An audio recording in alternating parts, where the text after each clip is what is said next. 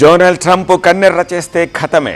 పంతం పట్టి మరీ ఖుమేనీని ఎండ్ కార్డు చేసేశాడు. చేసిందంతా చేసి నా మాట విని ఉంటే అలా జరిగి ఉండేదా అంటున్నాడు.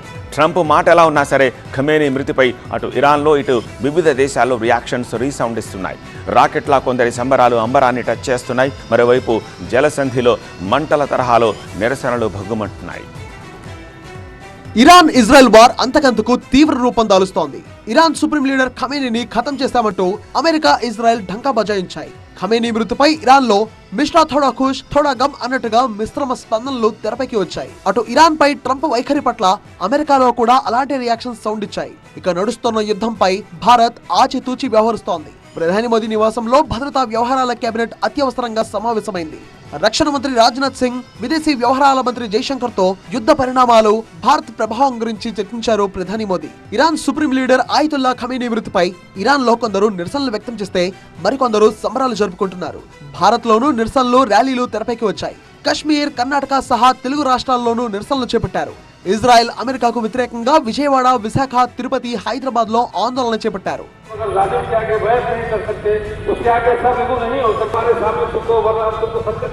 పాతబస్తీలోని పురాణి హవేలీ నుంచి దారుష్ షిఫా వరకు ఎంఐఎం ఆధ్వర్యంలో భారీ ర్యాలీ నిర్వహించారు.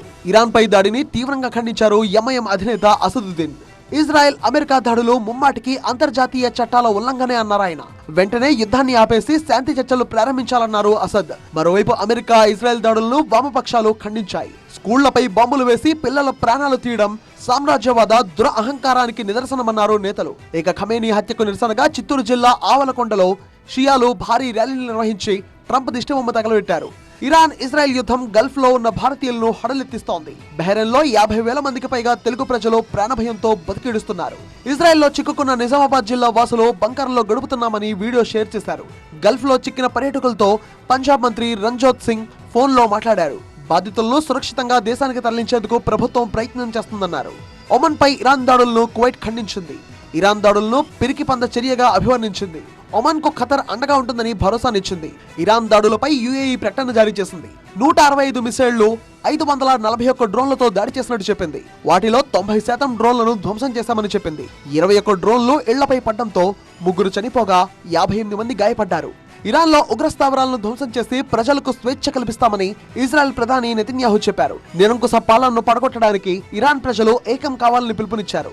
ఇరాన్ పై ఇజ్రాయెల్, అమెరికా దాడులపై వాటికన్ పోప్ స్పందించారు. దాడుల్లో చనిపోయిన ఇరాన్ వాసులకు సంతాపం ప్రకటించారు. శాంతి స్థాపనకు ఇరు దేశాలు రాజీపడాలని ఆకాంక్షించారు. ట్రంప్ ఆదేశాలతో ఇరాన్ పై అమెరికా సేనలు టన్నుల కొద్ది బాంబులు విసురుతున్నారు. యుద్ధంపై ట్రంప్ కీలక ప్రకటన చేశారు. దాడుల్లో 48 మంది ఇరాన్ నేతలు చనిపోయారని ప్రకటించారు. ఇరాన్ నేతలు తనతో మాట్లాడాలని కోరుకుంటున్నారు. చర్చలకు తాను సిద్ధమన్నారాయన. ఇరాన్ ఈ పనిని ముందే చేసి ఉండాల్సిందన్నారు ట్రంప్. కానీ warfare, America unfair track record అనుమానాలకు తావిస్తోంది. ఈ పరిణామాలు పశ్చిమాసియాలో సరికొత్త ఉగ్రవాదం పడగవిప్పే ఛాన్స్ లేకపోలేదంటున్నారు నిపుణులు. భారతదేశానికి పొరుగునున్న దేశాలు, మన ఇమీడియట్ నైబర్హుడ్ ఏదైతే ఉందో ఇక్కడ కాస్త ఇన్స్టెబిలిటీ వచ్చే అవకాశం కనిపిస్తుంది ఈ అమెరికా ఇరాన్ యుద్ధం వల్ల. ఇక్కడ ప్రత్యేకంగా చెప్పాలంటే అమెరికా ఒకప్పుడు ఆఫ్ఘనిస్తాన్ పైన దాడి చేసింది. దాంతో తాలిబాన్లు పవర్ఫుల్ అయిపోయారు. ఆ తర్వాత అమెరికా ఇరాక్ పైన దాడి చేసింది. అక్కడి నుంచి ఐఎస్ పుట్టుకొచ్చింది. ఇప్పుడు ఏదైతే దాడి చేస్తుందో అక్కడ ప్రాపర్ గవర్నమెంట్ కనుక ఎస్టాబ్లిష్ చేయకపోతే ఆ వ్యాక్యూమ్లో ఇంకొక పెద్ద టెర్రరిస్ట్ గ్రూప్ పుట్టుకు రావచ్చు. ఒకవేళ కనుక యుద్ధంలో ఇరాన్ ఓడిపోతే కనుక మరి ఇరాన్లో ఎటువంటి గవర్నమెంట్ రీప్లేస్ చేస్తారు? ఇదే పెద్ద ప్రశ్న. ఒకవేళ కనుక యుద్ధం చేసి ఇరాన్లో ఒక చిన్న గవర్నమెంట్, పప్పెట్ గవర్నమెంట్ పెట్టేస్తే ఆ తర్వాత ఇరాన్లో కూడా రకరకాల గ్రూప్స్, ముఖ్యంగా టెర్రరిస్ట్ గ్రూప్స్ స్టార్ట్ అయ్యే అవకాశం కనిపిస్తుంది. ఏమో అలా జరగనవచ్చు అనే చర్చ జరుగుతోంది. ప్రపంచ దేశాలు స్పందించి ఇరాన్, ఇజ్రాయెల్ మధ్య యుద్ధాన్ని ఆపాలనే డిమాండ్ వ్యక్తమవుతోంది.